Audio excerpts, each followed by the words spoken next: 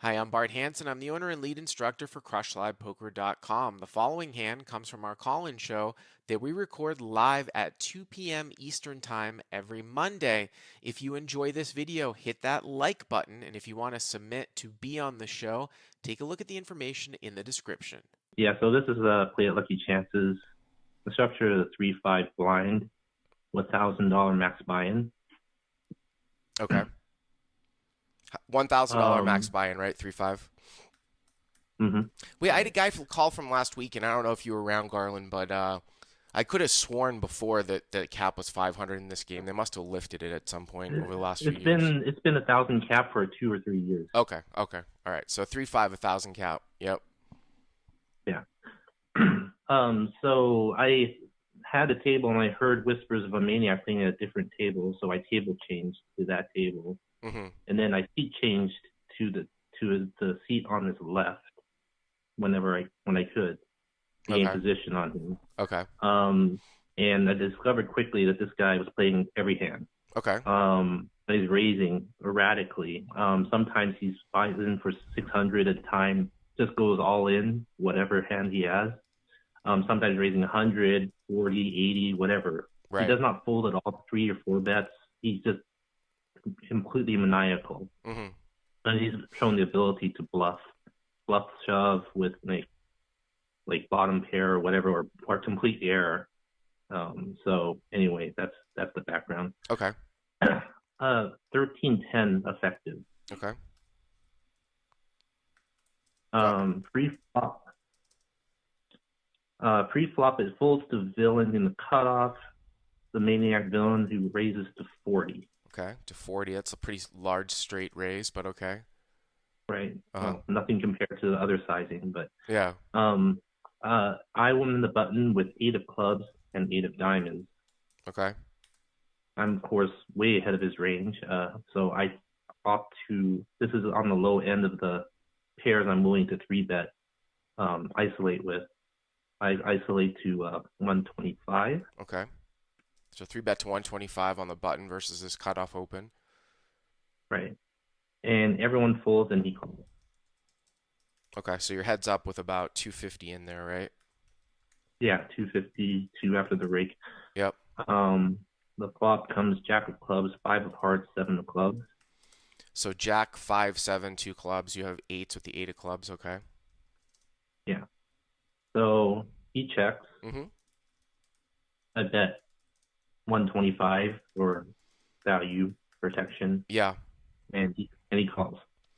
I mean, that's a little bit on the larger side. I do agree with the bet here on this texture. And again, one of the newer school thoughts here, and I actually can see it the more that as I play no limit hands and I'm actively thinking about this, I can see how I can get on board with how sort of volume betting is a proper thing in a lot of situations. What I'm talking about, of course, in volume betting is, the older school no limit is you don't want to put yourself in a situation where you're betting and only getting called by a better hand and getting all worse to fold. I mean, that's still a thing in no limit hold'em, but when it comes to continuation betting, especially in multi-way pots, in multi-bet pots like a 3-bet pot or a 4-bet pot, the idea of denial of equity in terms of equity realization is a thing.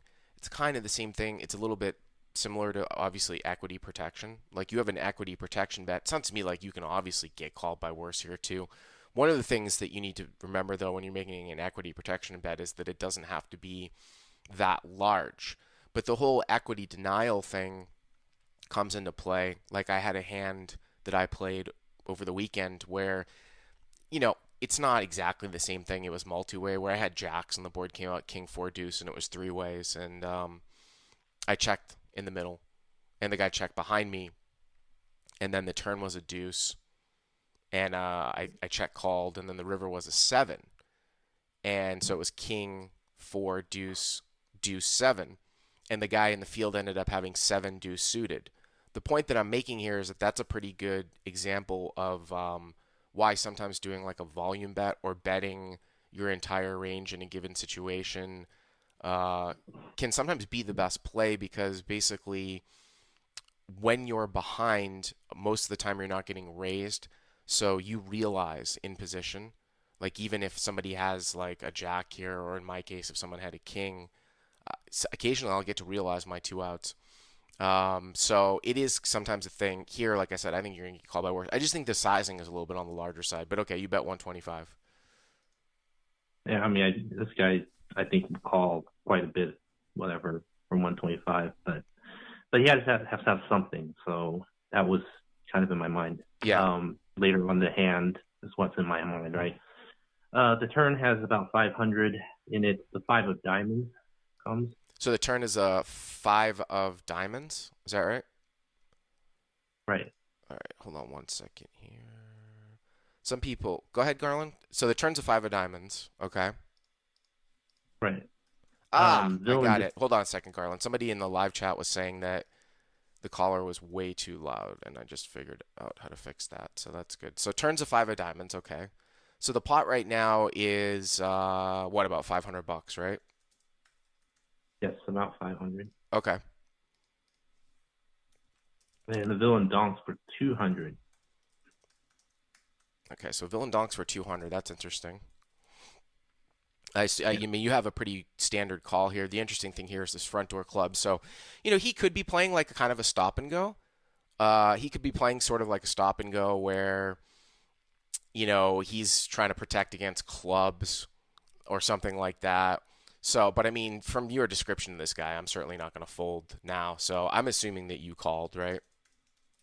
Yeah, All I right. didn't see any reason to raise or fold. Right. So now the pot's 900. And occasionally, like, he might have a five here. It's kind of interesting, like, if you were to actually have aces here, depending on stack depths and stuff, like how you would play it, because most of the time he's not going to have a five. And I can actually sometimes see raising turn because you're not going to get a bet on the river. So you accomplish more by like getting more money in the pot. But obviously you're sort of in between here with the eights. So it's Jack 5 7 5, pot's 900. He donk leads the turn for 200. You call, and now what's the river? Remember the king of diamonds. Okay, so it's an overcard here to the jack. That's really a dynamic card. What I mean by dynamic here is that unless he has king jack here that was played this way, it would be very, very odd for him to come out and bet here. Like, I'm expecting a check close to 100% of the time. If he comes out and bets, he's definitely representing a polarized range of king jack plus. Some guys, and the thing with king jack is that a lot of times it doesn't even get here this way. You'd have to look at, okay, how much king jack does he have pre? How often is he check calling the flop and then leading the turn? And then because the board is paired, people are even scared to actually even put in a bet, right? Because they're scared of aces, even though they really shouldn't be. So I don't know what happened here, but I would be very curious if he comes out and bets. Garland? Yeah, so So what he happened? leads out. Oh, Yeah, okay. he goes all in. He moves me in for 860, what I have. For 860. So it's a pot size Yeah, just bet. I mean, this is almost the pot. Yeah. this is pretty interesting here because again, one of these things when you talk about, hey, calling down linearly, I would just hate to lose here to an accidental bluff. I've made calls like this before. It's the worst feeling in the world when you make this call and the guy says good call and he turns over like jack 9 offsuit that he thinks he's bluffing with. You know what I mean? Like the river was a Mhm. king and he just was like, well, I didn't know what to do, so I just folded. Um, I mean, if you're telling me, I don't know if eights are far enough up here. Eights with the eight of clubs being one of the worst combinations because you have a club in your hand, you block the straight draws like a 9 8 8 6. I don't know if I'd want to call as far down with eights with your specific combo to like a what the fuck type bet. But if you're telling me he's a maniac and he's just totally clueless, I could find a call here. Like I said, I'm just overly concerned that, like, for example, if you had a jack here, this is a slam dunk call, right? Like ace jack plus, like, it's very easy to call. I'm Mhm. just concerned that you might accidentally lose here. And then if he's going to value town you with king x clubs, so be it. What ended up happening? What did you do? Well, I had what, around 33% equity. If I calculate, I have to be good and won about three times, right? Hmm. Um, and yeah, the first thing that came to mind, I bet the flop he called. So you have to have something, either it be busted clubs or some Right. sort of straight draw. Right. Right. But at the end of the day, I thought he was full of it. I mean, I don't think he's gonna bet all in on like a Jack X or Yeah. I don't think I just don't see. I've seen him bluff just too many times, and I made the call. Yeah. So you make the call, and Yeah, what did he turn over? and I finally win a hand that I actually call in on your show. So Well, I so actually win. he was bluffing Um, yeah, he had 10-9, 10-9.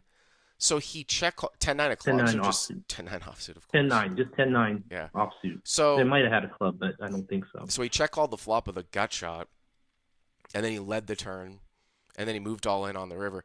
Yeah, it's just kind of bizarre. You know what I'm saying? So, I mean, if he's this insane, then yeah, I would certainly call as well.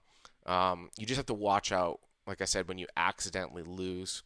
Because, like, what's the difference between, say, you having your hand and, like, having ace queen here? I was going to say ace king, but a king hit at the end. But, let's say you had ace queen. Like, you didn't believe him on the turn. You're like, this is full of shit, right? And you arrive at the end with Hmm. ace queen. There's really not much of a difference, right? Between ace queen and Right. eights here. Yeah. So It's the eh, same bluff catching qualities. yeah, pretty much, except that your combination's a little bit worse. But anyways, I appreciate the call. Thank you very much. If you like what you've seen here, please hit the subscribe button. And if you enjoyed this call in hand, hit the like button down below. To check out crushlivepoker.com, click on the link in the description. Use the code YTA300 to get the first 30 days for free.